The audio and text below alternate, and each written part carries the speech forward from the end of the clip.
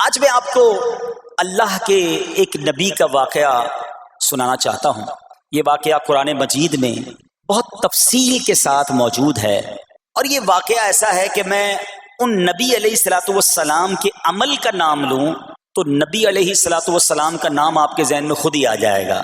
یعنی انہوں نے وہ عمل ایسا کیا کہ اب ان کے نام کے ساتھ وہ عمل ایک خاص ٹیگ بن گیا ہے۔ اور اگر میں اب عمل بتاتا ہوں، نام آپ خود بتائیں گے۔ اور ان کا عمل تھا کہ ان کے اندر کمال صبر تھا۔ اب یہ صبر کرنے والے نبی کون ہیں؟ صبر ایوب علیہ السلام۔ مشہور ہے دنیا میں کہ ایوب علیہ السلام کا جو صبر ہے وہ ضرب المثل بن گیا، وہ ایگزامپل بن گیا۔ صبر تو بہت سارے لوگوں نے دنیا میں کیا، مصیبتیں تو بہت سارے اللہ والوں پر آئیں، مگر حضرت ایوب علیہ الصلوۃ والسلام کو اس قدر کمال کا صبر جو ان کا تھا وہ کیا واقعہ ہے۔ تو آج مشکلیں ہیں، پریشانیاں ہیں، ٹینشن ہیں، لوگ جب پریشان ہوتے ہیں تو صبر کا دامن تھامنے کی بجائے نارملی بے صبری، شکوے اور شکایات کی طرف جاتے ہیں۔ تو زندگی میں جب بھی کوئی معاملہ آئے نا، ہمیں اللہ کے کلام کی طرف رجوع کرنا چاہیے، اللہ والوں کی سیرت کی طرف رجوع کرنا چاہیے، اور رب کریم کے جو منتخب ترین بندے ہیں دنیا کے افضل ترین جو افراد ہیں وہ انبیاء کرام علیہ الصلوۃ والسلام ہیں۔ تو ہمیں جب بھی کوئی پرابلم آئے، جب بھی کوئی مسئلہ درپیش ہو، پہلے دیکھیں اللہ والوں نے اس موقع پر کیا کیا تھا، قرآن کیا کہتا ہے، حدیث کیا کہتی ہے، تو پھر زندگی میں چیزیں آسان ہو جاتی ہیں۔ تو حضرت ایوب علیہ الصلوۃ والسلام کی سیرت کے بارے میں جانتے ہیں کہ آپ حضرت اسحاق علیہ الصلوۃ والسلام کی اولاد میں سے ہیں، اور ان کی والدہ حضرت لوط علیہ الصلوۃ والسلام کے خاندان سے ہیں۔ اللہ تعالیٰ نے آپ کو ہر طرح کی نعمت سے نوازا تھا۔ آپ حسن و صورت والے بھی تھے، یعنی آپ کو اللہ پاک نے بہت خوبصورت بھی بنایا تھا، اور اللہ کریم نے مال بھی بہت دیا، اولاد میں بھی کثرت دی، یعنی ویل آف لائف تھی، خوبصورتی بھی ہے، مال بھی ہے، اولاد بھی ہے۔ اچھا، پھر ظاہر مال تھا تو گھر بھی تھے، جانور بھی تھے۔ اس زمانے میں جو ویلتھ ہوتی تھی، جو پیسہ ہوتا تھا، وہ جانوروں کی صورت میں ہوتا تھا۔ آج کل لوگ گاڑیاں رکھتے ہیں، سونا زیورات رکھتے ہیں، اس زمانے میں جانور ہوتے تھے۔ بلکہ اب بھی اگر پاکستان کے بھی آپ انٹیریئر کے ایریا میں چلے جائیں، گاؤں گوٹھ میں جائیں، تو لوگ اپنا مال و دولت سے جانور ہی خرید رہے ہوتے ہیں۔ ان کے نزدیک یہی ان کا جو ہے، وہ جو بھی ان کا کاروبار ہوتا ہے اور مال ہوتا ہے۔ آپ پر امتحان آیا، آزمائش آئی، اور وہ آزمائش کیسے آئی کہ پہلے آپ کا مکان گرا، اور خاندان کے جتنے افراد تھے اور آپ کے بیٹے تھے، جتنے بھی آپ کے بیٹے تھے نا، وہ سب اس مکان کے تلے دب کر انتقال کر گئے۔ اللہ اکبر۔ آپ کو آ کر خبر دی جاتی گئی کہ حضور آپ کا مکان گر گیا ہے، آپ کے بچے دب گئے اور دب کر ان کا انتقال ہو گیا ہے۔ آپ فرماتے تھے میرا کیا ہے، جس کا تھا اس نے لے لیا، جب تک اس نے مجھے دے رکھا تھا وہ میرے پاس تھا، جب اس نے چاہا اس نے واپس لے لیا، اسی نے دیا تھا نا۔ تھوڑی دیر بعد خبر آئی کہ آپ کے جتنے جانور تھے، ہزارہا اونٹ تھے، بکریاں تھی، ریوڑ کے ریوڑ تھے، سارے جانور جو ہیں وہ مر گئے۔ کسی نے آ کر کہا کہ اب آپ کی جتنی دولت تھی، جتنے جانور تھے، وہ بھی مر گئے۔ سبحان اللہ۔ آپ اللہ کا شکر بجا لاتے، کہتے یا اللہ، جو رب کا تھا اس نے واپس لے لیا، اسی کا تھا، جتنی دیر چاہا میرے پاس رہا، واپس لے لیا اس نے۔ میں اپنے رب کی رضا پر راضی، میں اس امتحان پر راضی ہوں۔ اللہ اکبر۔ اب کیا ہوا کہ آپ کی تمام کھیتیاں اور جو باغات تھے، بہت بڑی زمینیں تھیں، بڑے بڑے کھیت تھے، وہ بھی سارے کے سارے برباد ہو گئے۔ کسی نے آ کر بتایا کہ حضور اب تو کھیت بھی گئے، اب باغات بھی گئے۔ آپ نے فرمایا کہ جس کا تھا اس نے لے لیا، میں اس کی رضا پر راضی ہوں۔ جب تک میرے پاس تھا وہ میرے پاس تھا، اب رب نے واپس لینا چاہا تو اس نے لے لیا۔ اب he was empty handed، یعنی اب کچھ بھی نہیں تھا، نہ بچے ہیں، نہ مال ہے، نہ جانور ہے، نہ مکان ہے۔ مگر حضرت ایوب علیہ الصلوۃ والسلام کی زبان پر پھر بھی شکر ہے، اب بھی شکر ہے، شکوہ نہیں ہے کہ اللہ میں تیری رضا پر راضی ہوں۔ لیکن ابھی امتحان ختم نہ ہوا تھا، اور اس امتحان کے پیچھے بعض مفسرین نے ایک اور قول بھی نقل کیا کہ شیطان نے حضرت ایوب علیہ السلام کو دیکھ کر اللہ کی بارگاہ میں کہا کہ مولا یہ تیرا بندہ اس لیے تیرا شکر گزار ہے کہ تو نے اسے بڑا نوازا ہے، بڑا مال دیا ہے، اولاد دی ہے، گھر دیا ہے۔ تو اب رب کریم نے حضرت ایوب پر امتحان بھیجا تاکہ پتہ چلے کہ میرے نیک بندے امتحان کے بعد بھی صبر کرتے ہیں۔ لیکن اب سب چلا گیا نا، تو شیطان نے کہا کہ ابھی جان تو باقی ہے نا، صحت تو باقی ہے۔ اللہ اکبر، مزید آزمائش آئی اور یہ ہوا کہ آپ کو بیمار کر دیا گیا۔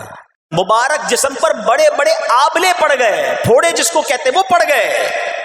اس حال میں آپ کے سارے دوست بھی آپ کو چھوڑ کے چلے گئے۔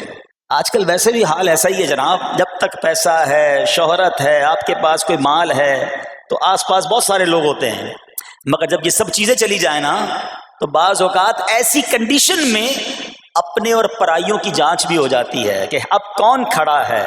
دوستی مال کے لیے تھی، دوستی شہرت کے لیے تھی، دوستی منصب کے لیے تھی، یا کسی کی ذات سے واقعی خالص دوستی تھی؟ اب کیا ہوا؟ آپ کے سارے رشتہ دار، سارے دوست بھی دور چلے گئے، سوائے آپ کی فرما بردار زوجہ تھی جن کا نام تھا رحمت بن افراہیم، اور یہ حضرت یوسف علیہ السلام کی پوتی بھی تھی، اللہ کے نبی کی آل سے تھی، وہ آپ کی خدمت کرتی رہیں۔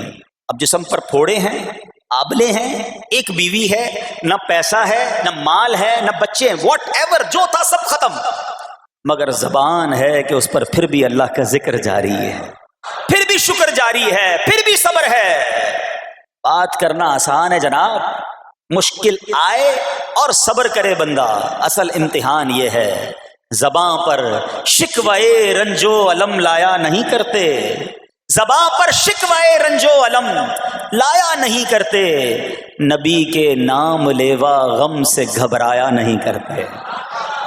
ہم میں سے کسی پر ایسی آزمائش نہیں آئی نا، چھوٹی موٹی آزمائشیں تو آتی رہیں گی۔ ایک بات یاد رکھنا، یہ زندگی کی جو گاڑی ہے نا، یہ مسائل کے پہیوں پر ہی چلتی ہے۔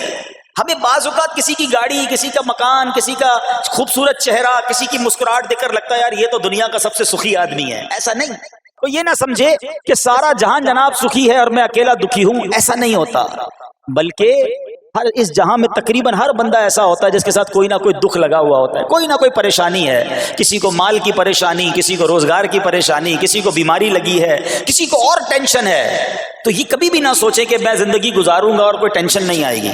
تیار رہو امتحان کے لیے، امتحان ضرور آنا ہے۔ اب کمال یہ ہے کہ اس امتحان میں پاس کون ہوتا ہے۔ حضرت ابراہیم پر امتحان آیا، زبان پر صبر ہے، شکر ہے، شکوہ نہیں ہے۔ اب کیا ہوا کہ آپ کا سال ہاں سال تک یہ حال رہا، یہ 2-4 مہینے کا پرابلم نہیں تھا، کئی سال تک آپ بیمار رہے۔ آپ کی زوجہ جو ہے وہ خدمت کرتی رہی۔ اچھا یہاں ایک غلط فہمی دور کر دوں کہ کچھ لوگ یہ کہتے ہیں، یہ کتابوں میں پتہ نہیں کچھ کتابوں میں لکھ دیا گیا کہ حضرت ایوب علیہ السلام کو معاذ اللہ کوڑ کی بیماری ہو گئی تھی۔ ایسا بالکل نہیں تھا، کوڑ کی بیماری نہیں ہوئی تھی، بلکہ نہ کوڑ ہوا نہ جزام ہوا، آپ کو جسم پر پھوڑے پھنسیاں جن کو کہتے ہیں آبلے نکل آئے تھے، کیونکہ کوڑ کی بیماری وہ ہوتی ہے کہ جس سے لوگ نفرت یا حقارت کرتے ہیں۔ اللہ کے کسی بھی نبی کو کبھی بھی کوئی ایسی بیماری نہیں ہوئی جس کی وجہ سے لوگ اس سے حقارت یا نفرت کریں یا دور بھاگیں، کیونکہ اللہ نے ان نفوس قدسیہ کو، ان نیک بندوں کو، ان منتخب شخصیات کو لوگوں کی ہدایت کے لیے بھیجا ہے۔ ان کو کبھی کوئی ایسی چیز نہیں ہوئی کہ جس سے لوگ گھن کھا کر دور بھاگیں، تو یہ بالکل غلط ہے۔ البتہ آپ کے جسم پر آبلے تھے، پھوڑے تھی، اور اللہ اکبر آپ اس حال میں کیا رب سے عرض کرتے تھے؟ آپ عرض کرتے تھے، قرآن میں یہ الفاظ موجود ہیں، انی مسنی الضر وانت ارحم الراحمین۔ ترجمہ کیا ہے؟ مجھے تکلیف پہنچی اور تو سب مہر والوں سے بڑھ کر مہر والا ہے، رحم کرنے والوں میں سب سے بڑھ کر رحم کرنے والا ہے۔ یعنی اللہ کی بارگاہ میں یہ عرض کرتے تھے، یا اللہ تکلیف پہنچی ہے، رحم تو نے کرنا ہے، تو ارحم الراحمین ہے۔ زمانے سے نہیں کہتے تھے۔ یہاں ایک اور پرابلم ہے، ہمیں کوئی مسئلہ ہوتا ہے، پرابلم آتی ہے، ہم ساری دنیا سے کہتے ہیں یہ مسئلہ ہو گیا، یہ پرابلم ہو گئی۔ نہیں، ساری دنیا میں سے کوئی آپ کا مسئلہ حل نہیں کر سکتا۔ اس سے بات کرو نا جو مسائل کو حل کرنے والا ہے، اس سے عرض کرو نا جو مصیبت کو دور کرنے والا ہے۔ ادھر ادھر جانے کی بجائے پرابلم یہ ہے، جب بھی مشکل آتی ہے ہم سب کے پاس جاتے ہیں، ہم رب کے پاس نہیں جاتے ہیں۔ جاؤ اس کے پاس جو حل المشکلات ہے۔ جو مصیبتوں کو حل کرنے والا ہے اس کی بارگاہ میں فریاد کرو.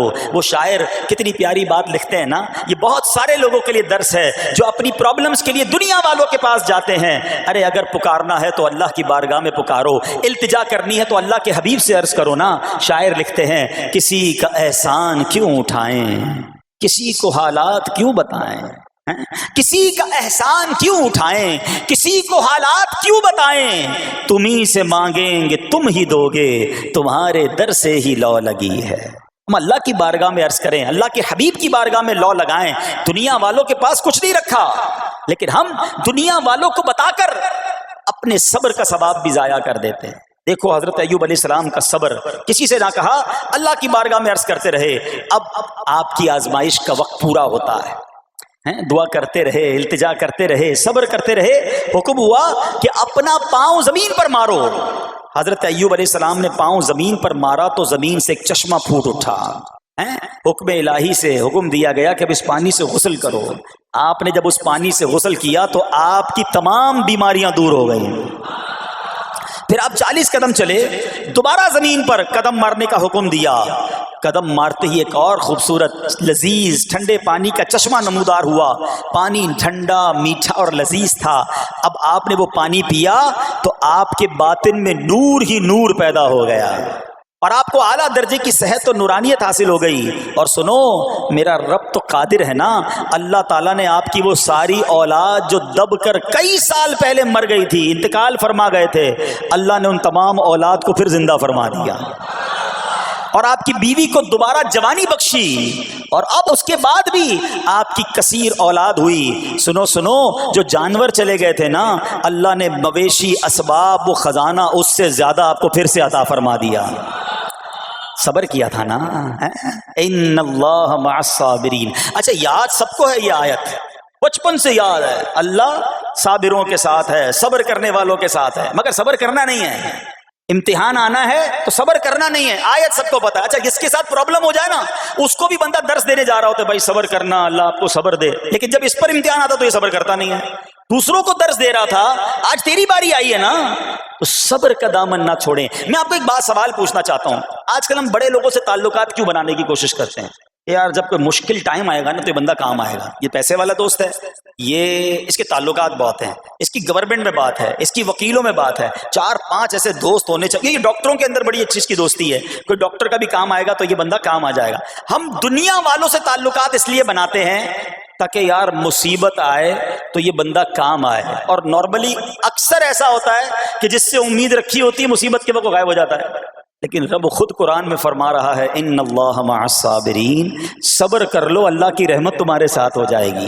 اب میں آپ سے سوال کرتا ہوں, دنیا کے تعلقات ہوں یہ ضروری ہے یا یہ فائدے مند ہے, یا بندہ صبر کر لے تو اللہ کی رحمت ساتھ ہو جائے, سارے غم ویسے ہی دور ہو جائیں گے.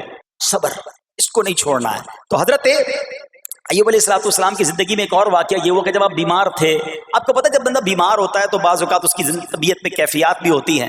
تو آپ نے اپنی زوجہ کو پکارا, تو آپ کی زوجہ کچھ دیر میں حاضر ہوئی. تو آپ نے جلال میں آ کر اس کو 100 درے, اپنی زوجہ کو 100 کوڑے مارنے کی قسم کھا لی. اب جب صحت آ گئی تو قسم تو آپ نے کھائی ہوئی تھی, تو اب کیا کرتے؟ اس بیوی نے تو خدمت بھی بہت کی تھی, اب اسے کوئی خاص کیفیت تھی, آپ نے قسم اٹھا لی تھی.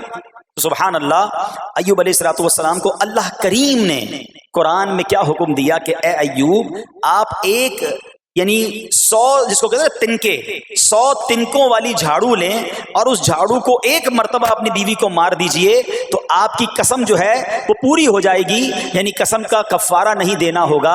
اللہ اکبر. اللہ نے اس نبی علیہ السلام کی فرما بردار بیوی کی جو سزا تھی یا جو معاملہ تھا اس کو کتنا آسان فرما دیا. تو رب کریم نے قرآن مجید فرقان حمید میں اس کو کس طرح بیان فرمایا, وَخُذْ بِيَدِكَ ضِغْثًا فَاضْرِب بِهِ وَلَا تَحْنَثْ, فرمایا کہ اپنے ہاتھ میں ایک جھاڑو لے کر اسے مار دے اور قسم نہ توڑ، انا وجدناہ صابرا، فرمایا ہم نے اسے صابر پایا، نعم العبد، کیا اچھا بندہ، انہ اواب، بے شک وہ بہت رجوع لانے والا ہے۔ ارے آج دنیا کسی کو کہے یہ صبر والا ہے، حضرت ایوب کی شان دیکھو کہ رب فرما رہا ہے قرآن میں انا وجدناہ صابرا، اور ہم نے ایوب کو صبر کرنے والا پایا، صابر پایا۔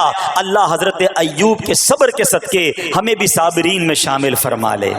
اللہ اکبر، سبحان اللہ۔ اور رب کریم نے جو اواب فرمایا، علماء کہتے ہیں کہ یہ اواب کے لاجواب خطاب کو جو آپ کے سر مبارک پر ایک تاج کی طرح رکھ دیا گیا، کیونکہ اواب کے معنی کیا ہے؟ انہ اواب، بے شک وہ بہت رجوع لانے والا ہے۔ اللہ اکبر، صبر کیا تو رب نے کیسے کیسے القاب جو ہیں وہ قرآن میں عطا فرمائے۔ یہاں ایک اور بات بھی سیکھنے والی ہے کہ حضرت ایوب علیہ السلام کے صبر کا کمال یہ ہے کہ قرآن میں ذکر آ گیا، اب صبح قیامت تک حافظ تلاوت کریں گے، تراویح میں قرآن پڑھا جائے گا، جب بھی قرآن کی تلاوت دنیا کے کونے کونے میں کی جائے گی، قیامت تک حضرت ایوب کے صبر کا ذکر ہوتا رہے گا۔ جب آپ صبر کرتے ہیں اللہ رسول کو راضی کر لیتے ہیں، اللہ ان ناموں کو بلند فرما دیتا ہے۔ بہرحال میرے پیارے اسلامی بھائیوں، اب یہاں تھوڑا سا ایک شرعی مسئلہ بھی سمجھ لیں۔ بعض اوقات ہے کہ آپ لفظ سنتے ہیں ہیلا، اچھا کچھ لوگ جب یہ لفظ ہیلا سنتے ہیں تو کنفیوز ہو جاتے ہیں، یار یہ کیا، ایک کام کرنا تھا اس کو ایک اور طریقے سے کر دیا، ہمیں سمجھ نہیں آ رہا، عجیب عجیب سی لوگ باتیں کرتے ہیں۔ سبحان اللہ، علماء فرماتے ہیں پہلے ہیلے کا مسئلہ سمجھ لیں۔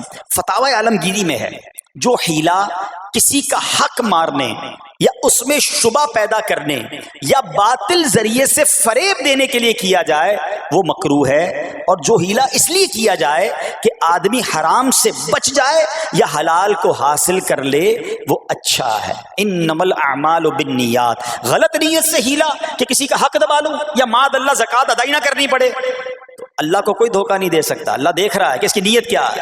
لیکن ہیلا اس لیے ہے کہ حرام سے بچ جائے، حلال حاصل کر لیا جائے، تو اس کی جو جواز کی صورتیں ہیں علماء نے فرمایا یہ آیت اس میں دلیل ہے، اور آیت کیا تھی؟ وَخُذْ بِيَدِكَ ضِغْثًا فَاضْرِب بِهِ وَلَا تَحْنَثْ، اور فرمایا اپنے ہاتھ سے ایک جھاڑو لے کر اسے مار دو اور قسم نہ توڑو۔ قسم تو 100 کوڑے مارنے کی تھی، اللہ کریم نے آسانی کا راستہ بتایا۔ ہاں ایک بات یاد رہے، یہ بڑی امپورٹنٹ بات کرنے جا رہا ہوں کہ مفتیان کرام، قابل اعتماد مفتیان کرام سے رہنمائی لے کر ہم جیسے لوگوں کو، عوام الناس کو کوئی ہیلا اپنے طور پہ نہیں کر لینا چاہیے۔ ہاں کیونکہ بعض ہیلوں کی شرعی طور پر اجازت نہیں ہوتی، اور بعض اوقات ہیلا کرنے میں ایسی غلطی لوگ کر جاتے ہیں جن کی وجہ سے ہیلا ہوتا ہی نہیں ہے۔ تو یہاں صرف آپ کو دلیل بتانا تھا، باقی اگر کسی قسم کا کوئی شرعی ہیلا کرنا ہے تو قابل اعتماد مفتیان کرام سے رجوع کیا جائے۔ سبحان اللہ۔ اب حضرت ایوب علیہ السلام کے صبر کی بات ہوئی ہے نا، اللہ نے پتہ ہے آپ کو کتنا مقام عطا فرمایا کہ نبی کریم صلی اللہ تعالی علیہ وآلہ وسلم نے ارشاد فرمایا حضرت ایوب لوگوں میں سب سے بڑھ کر عالم، صابر اور غصہ پینے والے تھے۔ حضرت ابن مسعود رضی اللہ تعالیٰ عنہ سے مروی ہے کہ حضرت ایوب علیہ السلام قیامت کے دن صبر کرنے والوں کے سردار ہوں گے۔ ہاں صبر کرنے والوں کے بھی سردار ہوں گے۔ اچھا بعض اوقات ہوتا کیا ہے، اچانک کوئی پرابلم آ گئی، کہیں آگ لگ گئی، گاڑی میں نقصان ہو گیا، پیسے چوری ہو گئے، موبائل چوری ہو گیا، کوئی چیز میں نقصان ہو گیا، کاروبار میں نقصان ہو گیا، صحت خراب ہوئی، بندہ کہتا ہے یار یہ میرے ساتھ کیوں ہوا ہے، میں نے ایسا کیا کیا ہے۔ بعض اوقات زبان سے شکوے، شکایت، حالانکہ قرآن مجید فرقان حمید نے تو پہلے ہی ہمیں بتا دیا ہے ہمارا پرابلم پتہ ہی کیا ہے۔ ہم بہت ساری باتیں جانتے ہیں دنیا کی، قرآن و حدیث پڑھتے نہیں ہیں تو مینٹلی پریپیئرڈ نہیں رہتے۔ آپ کو پہلے ہی پتا ہو کہ یار گرمیاں آنے والی ہیں، تو اچانک گرمیاں آئیں گی تو پریشان نہیں ہوں گے نا۔ آپ کو پتا تھا جون جولائی میں گرمیاں ہوتی ہیں، بھائی سردیاں نہیں ہوتی، آپ پنکھا بھی تیار رکھتے ہیں، ٹھنڈا پانی کا انتظام بھی رکھتے ہیں، گرمی کے وقت باہر کم نکلتے ہیں، اور سردیاں آتی ہیں آپ کو پہلے ہی پتا ہوتا ہے، رضائی تیار کر لیتے ہیں، سویٹر نکال لیتے ہیں۔ ایسا نہیں ہوتا کہ صبح اٹھتے تو 40 ڈگری ہوتا ہے، دوسرے دن اٹھتے تو 5 ڈگری ہوتا ہے، بندہ کہ یار آج ٹھنڈ کی ہو گئی، کل گرمی کی ہو گئی۔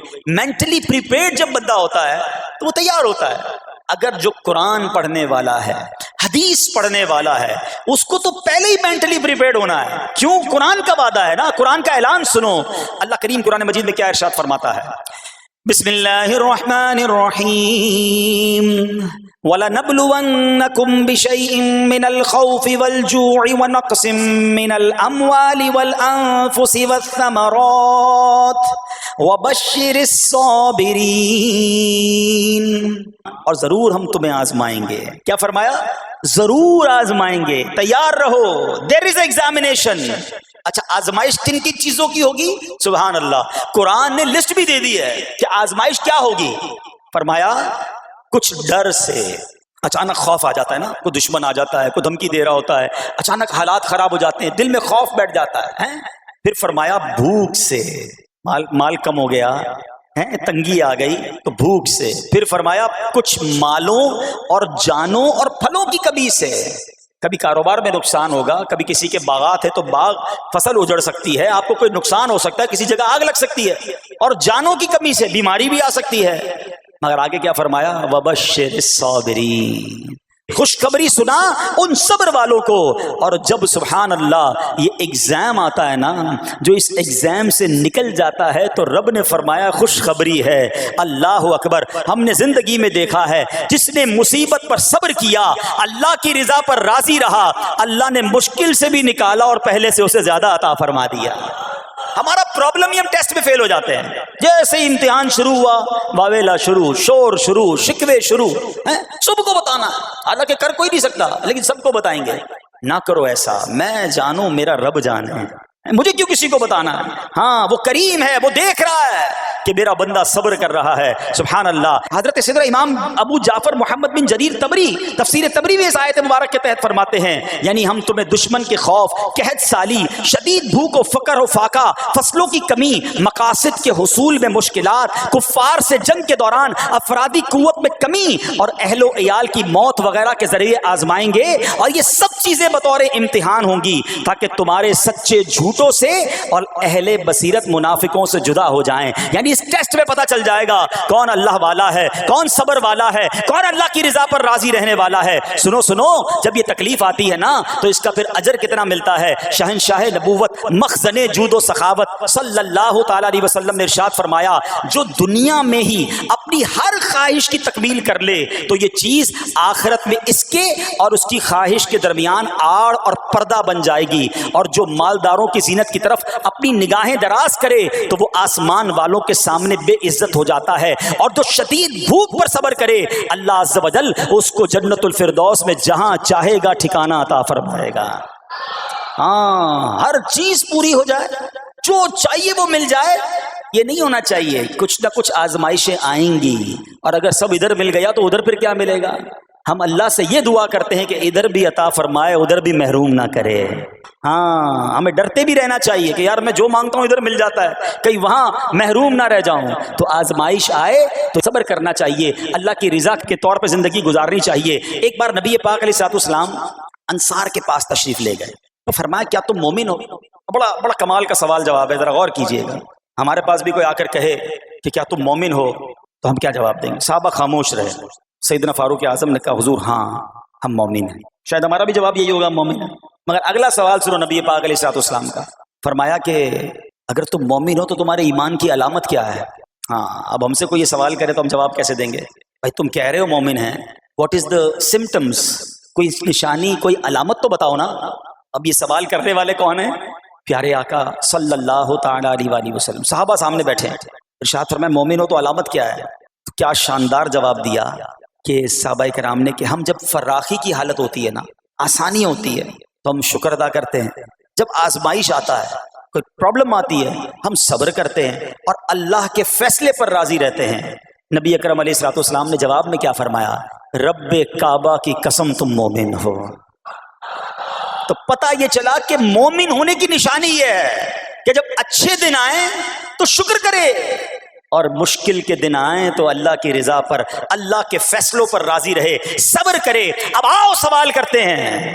اچھے دن آتے تو ہم کیا کرتے ہیں؟ ارے بھائی میں تو انتظار میں تھا، تھوڑے پیسے آئیں تو فلاں عیاشی کروں، फला गुनाह करूं, थोड़े पैसे थे तो वो काम ही नहीं कर पा रहा था, अब तो मौका लगा है, अब तो दिन आए हैं। माद अल्लाह, जिसको अल्लाह नेमतें देता है, फर्राखी देता है, तो वो अल्लाह की नाफरमानी में लग जाता है। और जब उसको कोई आजमाइश भेजता है तो वो नाशुक्री कहकर, बल्कि बाज़ औक़ात तो कुफरिया कलमात मुंह से निकालकर ईमान से भी हाथ धो बैठता है।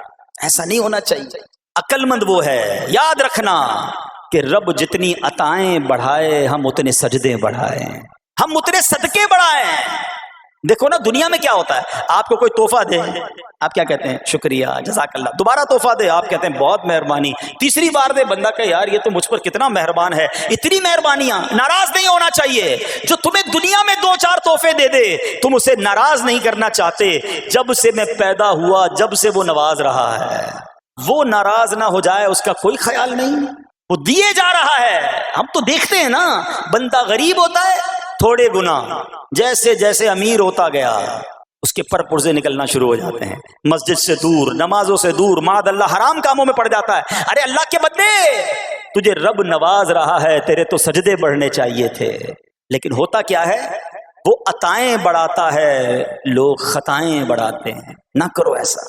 जब फर्राखी हो, जब अल्लाह की तरफ से आसानी हो तो शुक्र हो, और जब आजमाइश आए तो सब्र हो। यही मोमिन की निशानी है। और अल्लाह से दुआ करते हैं कि अल्लाह करीम हमें अपने शुक्रगुजार और सब्र करने वाले बंदों में शामिल फरमा ले। और यकीन करें, सब्र का जो फल है ना, वो कहते हैं ना सब्र का फल मीठा। ओहो, बिल्कुल ठीक कहा, बल्कि बहुत मीठा है। सुनो, अल्लाह अज़्ज़ व जल फरमाता है कि जब मैं किसी बंदे को बीमारी में मुब्तला करूं, हो सकता है यहाँ भी मेरा कोई भाई बीमार बैठा हो, मदनी चैनल के नाजरीन में से कोई बीमार बैठा हो, देखो बीमारी आए ना, शिकवा मत करना, सब्र करना। फजीलत सुनो, हदीस कुदसी है, अल्लाह फरमाता है जब मैं अपने किसी बंदे को बीमारी में मुब्तला करूं और वो उस पर सब्र करे, किसी से शिकायत न करे, तो मैं उसके गोश्त को अच्छे गोश्त से और उसके खून को अच्छे खून से बदल देता हूं। फिर अगर उसे शिफा देता हूं तो ऐसी शिफा देता हूं कि उसके नामा अमाल में कोई गुनाह नहीं रहता। और अगर मैं उसे दुनिया से उठा लूं तो उसे अपनी रहमत कामिला के साये में ले जाता हूं। अरे कमाल हो गया। बीमारी आई, बीमारी जब जाती है तो गुनाहों से भी पाक करके जाती है। सिर्फ एक ही तो कंडीशन है, सब्र करना। बीमारी आई, सब्र करना। हाँ, किसी से बात ना करें, शिकवा ना करें, अल्लाह की बारगाह में अर्ज करें, मौला तेरी मेहरबानी, हाथ में दर्द है बाकी जिस्म तो सलामत है, ए अल्लाह आंख में दर्द है बाकी जिस्म तो सलामत है, ए अल्लाह गुर्दों में प्रॉब्लम है, मेरा बाकी जिस्म तो सलामत है, ये भी तेरी मेहरबानी है। अल्लाह करे कि हम शुक्रगुजार बंदे बन जाएं, क्योंकि ये बीमारी तो हमारे गुनाह मुआफ करवाने आई थी। मगर अफसोस ये है कि जो गुनाह मुआफ करवाने वाला काम हमारे साथ हुआ, उसमें भी हमने अल्लाह को नाराज कर दिया और शिकवे शिकायत की। सुनो सुनो, उसने अखलाक के पैकर, नबियों के ताजवर सल्लल्लाहु ताला अलैहि वसल्लम ने इरशाद फरमाया, अभी तो सिर्फ बीमारी की बात हुई ना, अब आओ अगर किसी को कारोबार में नुकसान हो गया, किसी के पैसे कम हो गए, किसी की जानो माल का कोई नुकसान हुआ, कोई आग वगैरह लग गई, सुनो अल्लाह के हबीब अलैहिस्सलातु वस्सलाम फरमाते हैं कि अल्लाह इरशाद फरमाता है, फिर हदीस कुदसी है कि जब मैं अपने किसी बंदे के बदन या उसके माल या उसकी औलाद की तरफ कोई सख्ती भेजूं, फिर वो सब्र जमील के साथ उसका इस्तकबाल करे, तो क़यामत के दिन मुझे इससे हया आएगी कि मैं उसके लिए मीज़ान कायम करूं या उसका नामा अमाल खोलूं। हाय हाय हाय, समझते हो इसका मतलब?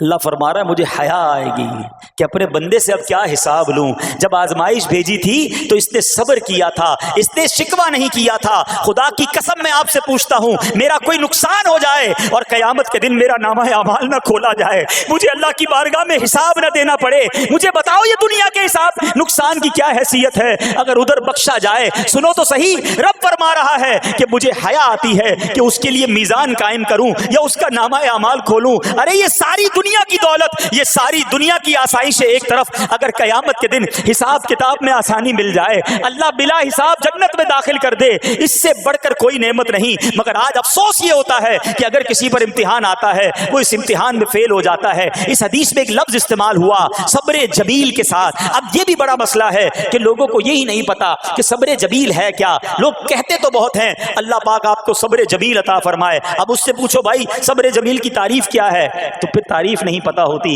ये किसी जमील भाई का सब्र नहीं है कि जिसको सब्र जमील कहा जाता है।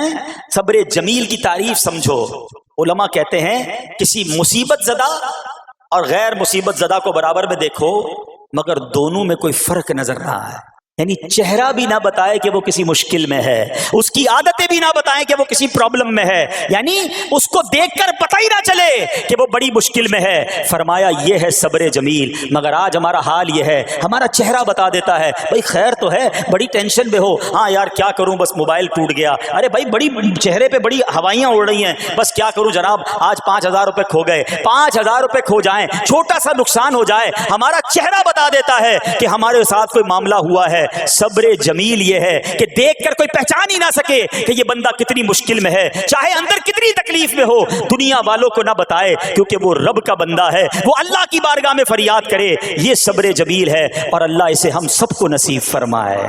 ہاں یہ بڑی کمال کی بات ہے. ہم کیا کرتے ہیں سارے جہان کو بتاتے ہیں، اچھا پھر آخر میں لوگ کہتے بھی ہیں جب پورے محلے کو بتا دیا نا پھر اس کے بعد کہتے ہیں بس کیا کریں بھائی صبر ہی کر رہے ہیں. اب آپ صبر نہیں کر رہے حضرت، ہاں آپ کا صبر چلا گیا، آپ نے ساری دنیا کو تو بتا دیا. صبر یہ ہے کہ صبر پہلے صدمے پر ہوتا ہے. جیسے ہی آپ کو کوئی صدمہ لگا نا اب آپ جانے رب جانے، نہ بتائیں کسی کو، ٹھیک ہے. وہ الگ بات ہے آپ کسی کو دعا کے لیے کہہ دیں، لیکن بڑا نقصان ہو گیا، بڑی مشکل ہو گئی، بڑی پریشانی ہو گئی، اس سے حل تو کوئی نہیں ہونا. اچھا ہمارا ماجرا ایک اور بھی بڑا عجیب ہے، مشکل ہو جائے تو سب کو بتاتے ہیں، آسانی ہو جائے تو پھر کسی کو نہیں بتاتے. 5,000 کا نقصان سارے محلے کو پتا ہے، 50,000 کا فائدہ ہوا پھر کسی کو بتایا آپ نے؟ نہیں یار بتاؤں گا تو نظر لگ جائے گی. گھر والوں کو تو بالکل بھی نہیں بتاؤں گا، خرچہ بڑھا دیں گے. گھر والوں کو ساری ٹینشن کی خبریں جا کے دے رہے ہوتے ہیں، مارکیٹ میں بڑا نقصان ہو گیا، آج بڑا مندہ ہے، ارے بھائی کاروبار بالکل نہیں ہے، تاکہ گھر والوں کا خرچہ روک سکے. اور جیسے ہی کاروبار اچھا ہو گیا گھر جاتے پھر بھی وہی والا منہ بنا لیتے ہیں تاکہ ان کو پتہ نہ چلے میں بڑے پیسے کمانے لگا ہوں. یہ نہ کیا کریں. ہاں ٹینشن آپ کسی کو بتا کر اپنا صرف ثواب ضائع کرتے ہیں، باقی کچھ نہیں ہوتا. کرنا رب نے ہے. اور یہ اگر آزمائش میرے درجے بلند کرنے آئی ہے، اگر یہ آزمائش مجھے اللہ کے قریب کرنے آئی ہے تو پھر تو اس کا استقبال ہونا چاہیے نا. ہاں ہمارے بزرگان دین تو آزمائشوں کا استقبال کیا کرتے تھے. اور سنو یہاں ہو سکتا ہے کہ میرا کوئی نابینا بھائی بیٹھا ہو، بعض اوقات ایسا بھی ہوتا ہے کہ اچانک کسی کی بینائی چلی جاتی ہے، آنکھیں ٹھیک ہوتی ہیں اور اچانک ایکسیڈنٹ ہوا یا کوئی واقعہ ہوا ہے. بہت بڑی آزمائش. اللہ اس آزمائش سے ہمیں محفوظ رکھے. مگر دیکھو میرے رب کی شان دیکھو، جب بھی کوئی تکلیف آتی ہے نا بندہ صبر کرے، اس تکلیف کا اجر تیار ہے، اس کا کمال سے اس کی رحمت تیار ہے، رحمت کی برسات تیار ہے. سنو اللہ فرماتا ہے کہ اے جبرائیل جب میں اپنی کسی بندے کی بینائی لے لوں تو اس کا اجر یہ ہے کہ میں اسے اپنے دیدار سے مشرف فرماؤں گا. ہاں آنکھیں گئی ہیں مگر اللہ فرماتا ہے میں اپنا دیدار کرواؤں گا.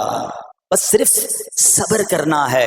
اسی طرح میرے پیارے اسلامی بھائیوں بعض لوگوں کے یہاں بچے کا انتقال ہو جاتا ہے، چھوٹے چھوٹے بچوں کا انتقال ہو جاتا ہے، یا بعض اوقات پیدائشی بچہ مرا ہوا ہوتا ہے، پیدا اس کا انتقال ہو جاتا ہے، یا بعض اوقات ولادت سے پہلے ہی بچہ ضائع ہو جاتا ہے.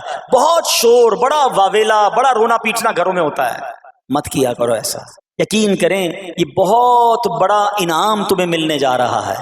ایسا نہ ہو یہ رونا پیٹنا، یہ بے صبری، یہ اللہ کی بارگاہ میں شکوے شکایات، اتنے بڑے تم اجر سے محروم رہ جاؤ. سنو اللہ کے آخری نبی صلی اللہ تعالی علیہ وسلم نے فرمایا جس مسلمان جوڑے کے 3 بچے انتقال کر جائیں اللہ عز و جل ان بچوں پر فضل و رحمت کرتے ہوئے ان دونوں یعنی ماں باپ کو جنت میں داخل فرمائے گا. صحابہ کرام نے عرض کی کسی کے 2 بچے، فرمایا 2 بچے بھی، پھر عرض کی اور 1، فرمایا 1 بھی، پھر فرمایا اس ذات کی قسم جس کے قبضہ قدرت میں میری جان ہے، جس عورت کا کچا بچہ فوت ہو جائے یعنی حمل ضائع ہو جائے اور وہ اس پر صبر کرے تو وہ بچہ اپنی ماں کو اپنی ناف کے ذریعے کھینچتا ہوا جنت میں لے جائے گا. یہ تو جنت کا ٹکٹ تھا. مگر شکوے شکایات الامان والافیز، گھر میں موت میت کو نقصان ہو جائے ہماری عورتیں ہمارے گھر کے افراد وہ واویلا کرتے ہیں. معاذ اللہ بعض اوقات تو کفریہ کلمات زبان پر ہوتے ہیں.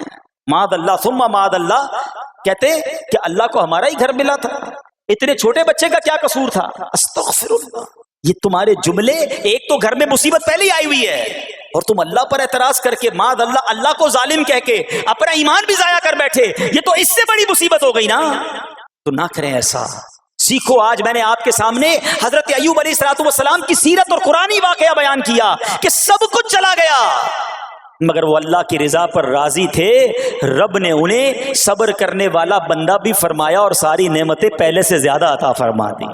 ہاں بالکل نوازا جائے گا، صبر کا دامن اگر نہ چھوڑیں۔ سنو ہمارے اسلاف کیسے صبر کرتے تھے۔ حضرت سیدنا فتح موصلی رحمۃ اللہ تعالی علیہ کی زوجہ محترمہ رضی اللہ تعالی عنہا کا پاؤں پھسل گیا اور ان کا ناخن ٹوٹ گیا، وہ مسکرانے لگی۔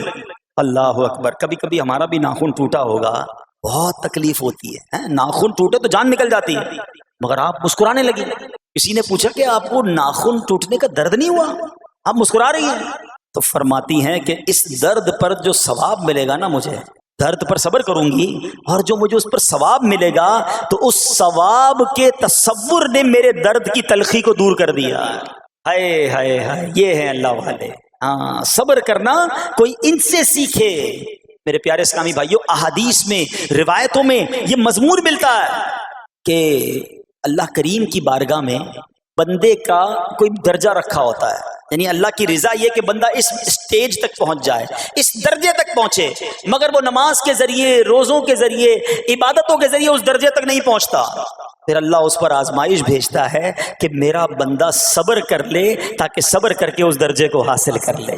ہائے ہائے، یعنی مجھ پر کوئی آزمائش آئی تھی میرے درجے بڑھانے، مگر ہائے میری بے صبری کہ میں نے وہ درجہ پانے کا موقع ضائع کر دیا، میں نے وہ ثواب پانے کا موقع ضائع کر دیا۔ خدا را یاد رکھنا، اگر کسی آزمائش سے گزر رہے ہو تب بھی، اور اگر آئندہ کوئی آزمائش آئے، صبر کا دامن نہ چھوڑنا، یہ تصور کر لینا کہ یہ میرے گناہ معاف کرنے کا ذریعہ بن رہا ہے، یہ میرے درجے بڑھانے کا ذریعہ بن رہا ہے۔ اور سنو، جب مصیبت آئے تو پڑھنا کیا ہے؟ رسول اللہ صلی اللہ تعالی علیہ وآلہ وسلم نے فرمایا، جو مصیبت کے وقت انا للہ و انا الیہ راجعون کہتا ہے تو اللہ عز و جل اس کی پریشانی دور فرما دیتا ہے اور اس کے کام کا انجام اچھا فرماتا ہے اور اسے ایسا بدل عطا فرماتا ہے جس پر وہ راضی ہو جاتا ہے۔ تو یہ پڑھ لیں، لیکن شکوہ نہ کریں، دنیا والوں کو بتانے کی حاجت نہیں۔ اچھا، وہ جو میں بات کر رہا تھا کہ تکلیف سب کو بتانی ہے اور راحت کے بارے میں کسی کو کوئی شکر کرتا ہوا نظر نہیں آتا۔ ایک بار ایک شخص کے سر پر جو ہے نا وہ تکلیف ہوئی نا، سر میں درد ہو گیا، اس نے پٹی باندھی اور گھومنے لگا۔ اس زمانے میں حضرت رابعہ بصریہ رضی اللہ رحمۃ اللہ تعالی علیہ، اللہ کی بہت بڑی ولیاں ہیں، آپ نے اس کو دیکھا کہ کیوں پٹی باندھی ہے؟ وہ کہتا سر میں درد تھا اس لیے پٹی باندھی ہے۔ بات تھوڑی سی باریک ہے، سمجھدار لوگ سمجھیں گے، اس لیے پٹی باندھی ہے کہ سر میں درد تھا۔ اللہ اکبر۔ اس اللہ والی نے پتہ ہے کیا کہا؟ آپ کہتی ہیں کبھی صحت کی پٹی بھی باندھی ہے؟ ہاں، یہ جملہ ہے بڑا سمجھنے والا ہے، یعنی اللہ نے اتنے دنوں تک صحت میں رکھا تو کسی کو نہیں بتایا، اور تھوڑے دنوں کی تکلیف آئی تو پٹی باندھ کے سب کو بتانے چلا ہے کہ رب نے بیمار کیا ہے۔ ہاں، ہمیں اللہ کریم کی طرف سے آزمائش ہمیشہ تھوڑی آتی ہے۔ اگر اپنی زندگی کا ہم پورا عرصہ کیلکولیٹ کریں نا کہ بھئی 40 سال کا کوئی بندہ ہو گیا ہے تو کتنے دن ہوئے 40 سال میں؟ ٹھیک ہے، ایک بار کبھی بیٹھ کے اکیلے میں حساب کرنا، اتنے ہزار دن میں نے دنیا میں گزارے، کتنے دن بیمار رہا؟ تو شاید چند دن، 100 دن، 50 دن، 200 دن بنیں گے۔